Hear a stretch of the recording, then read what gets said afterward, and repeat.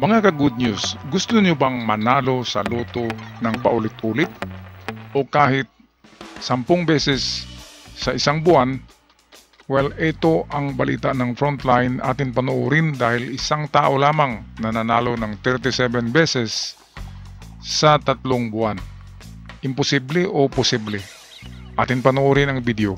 Sa Senado ngayon naman, dahil sa halos 40 times na pagkakapanalo ng iisang loto bettor sa magkakasunod na buwan, nabusisi rin ang pag-claim ng isang loto agent sa premyo ng ilang winners. Nasa frontline ng balitang yan si Camille Samonte. Is anybody from the DICT present? 37 na beses, ganito karami ang pagkapanalo ng isang 3D Lotto.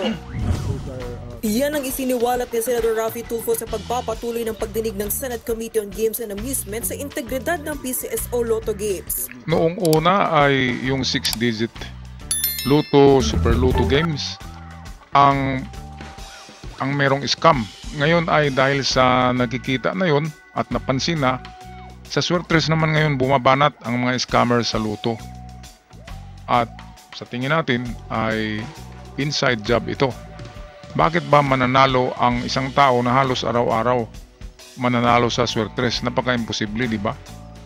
Pero ako ay tumataya ng Swertres. At sa aking statistics, nananalo ako sa 3 buwan. Isang beses lang ako manalo sa isang buwan. Pero ang taya ko naman ay 3 beses. So pwedeng manalo ang isang tao ng 2 beses sa isang buwan. Depende yan sa dami ng kanyang numero. Pero itong araw-araw ka na manalo, medyo meron nang ito. Meron ng foul play. So atin pakinggan si Raffy Tulfo. Takang-taka siya kung paanong paulit-ulit na nanalo ang isang tumataya sa loob ng 6 na sunod na buwan. Nandun yung uniformity na every month, tinatamaan niya yung tigti 225,000 pesos na premyo. Ano po yung probability na one person Grabe.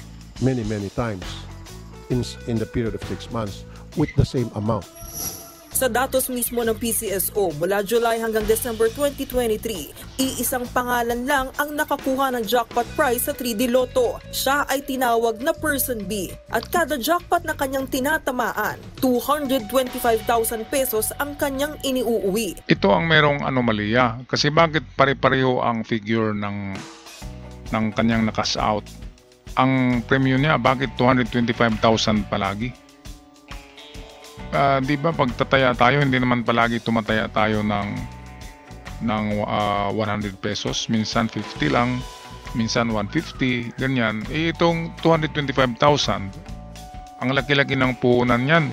Tapos hindi ka mananalo niyan kung hindi ka tataya ng araw-araw ng kombinasyon na marami. Kaya gagastos ka niyan sa isang araw ng nasa 20 mil. 20,000 pesos bawat araw para lang manalo ng palagi. Pero kahit anumang dami ng numero mo, malas-malasin ka talaga at hindi pwedeng araw-araw manalo sa Swertres Lotto. Kaya ito, napaka-imposible. Atin balikan ang ulat sa Frontline. Suma total, higit 8 milyong piso ang kinubrang premyo ni Person B. Grabe. Pero paliwanag ng PCSO, kaya ganyan ang record dahil hindi mismong winner ang nagkiklaim ng premyo kundi isang lotto agent. Kailangan pa raw kasing pumunta sa main branch ng PCSO sa Mandaluyong para makuha ang prize. Kaya ang nangyayari, ang ahente na raw muna ang nag-aabono para maibigay ang premyo. Yan po yung sinasabi kong lotto agent na pinakikiusapan ng mga kanyang bettors. And definitely when he goes to the branch, so kung nasa malalayo kang lugar, ang logical po and practical way is to talk to your most likely suki muna, pakisabay na ito. Napag-alaman din karamihan sa mga nanalo sa 3D Lotto mula sa Butuan City, Agusan del Norte. Ayan, totoo yan. Kasi noong mga 3 taon ay nakatanggap ako ng text message na tayaan ko daw ang numero. Okay, pinagbigyan ko, tinayaan ko yung numero na binigay ng anonymous na texter. At nagulat ako. Tumama, pero tinaya ko ay 5 piso lang. Kasi akala ko scam. Yun pala totoo. Ngayon, yung mga nagbibigay ng tip ay, of course, kapag nanalo ka, bibigyan mo rin yan. Di ba? I-Gcash mo sa kanya, sa kanyang numero, tawagan mo siya, magpapasalamat ka, ganyan. Kaya yan daw ang modus ng PCSO. From Manila, ay pinapasa nila dito sa Mindanao para hindi sila pagdudahan na nagaling sa PCSO inside job ang mga tips na yan sa Suertes Lotto. Kaya kung ganyan ay hindi patas, kawawa ang mananaya niyan kasi palaging isang tao lang ang nanalo. At sigurado ako na merong share ang PCSO Lotto dito. Ni Senador Tulfo, baka may nagtitimbre sa mga tumataya sa butuan, kaya malaki ang tinataya. Parang sigurado na silang lahat na sila'y mananalo. Oo. That's why they have to bet 500 pesos. Baka nabigyan siya ng tip. Yan Walang nga. iwan niya sa wedding. Pag nabibigyan ng tip, tataya ng winning number, nananalo. Sagot naman dyan ng PCSO, patok lang talaga ang 3D Lotto sa lugar. 500 is the most convenient na kapag panalo ka na, hindi ka na pupunta ng Manila. Kasi pag mag 1,000 ka na, that's already 450,000. Pero para sa mga senador, hindi dapat pinapayagan ng PCSO na mga ahente ng Lotto outlet ang kumukuha ng premyo. Dapat daw kasing matiyak na tunay ang pagkatao ng Lotto winner at hindi konektado sa mga opisyal at empleyado ng PCSO. Ayan, merong anomalya kasi bakit mga agent ang kumukuha. Baka ang agent ang may tip at siya mismo yung tumataya. Kasi ang agent connected, automatic yan sa PCSO. Kaya totoo talaga itong merong mga tips. Kasi ako nga ay nakatanggap ng, sinabi ko kanina, ng bigay na numero sa Suertes at talagang tumama siya.